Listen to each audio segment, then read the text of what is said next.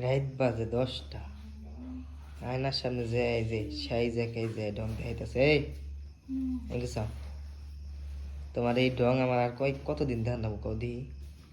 যতদিন আমি বেঁচে আছি, হ্যাঁ যতদিন আমি বেঁচে আছি।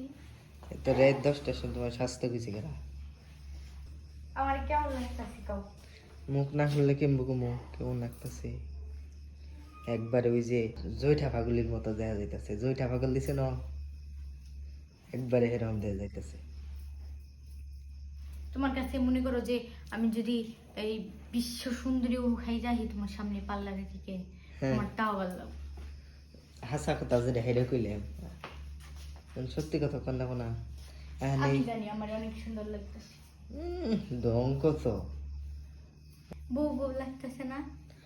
না, পুরাই খাটাস খাটাস লাগতেছে, কাল নাগিনি।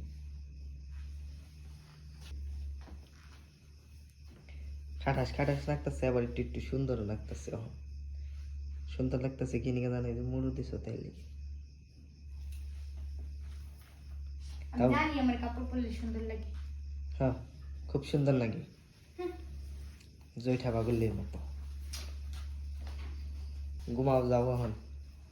না, ঢং জ্বালাইছে। আরেকটা মজার কথা কি, আমি আজকে প্রথম নিজে একলা শাড়ি পরছি। দেখো অনেকটা ভালো হয়েছে। হ্যাঁ অনেক ভালো হয়েছে, এখন যাও ঘুমাও। একেবারে পার্লারের মতো। ঢং কত তোমার, ঢং আর আমার আর কুলায় না, বাদ দাও ঢং। এত কষ্ট করে সুন্দর করে সাজছি জামাই নিয়ে, জামাই যদি অনেক সুন্দর হয়নি তাহলে কি লাগে মনের ভিতরে?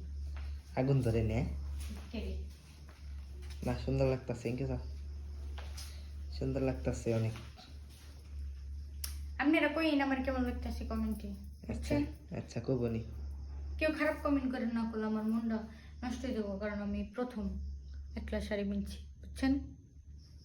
Thank you.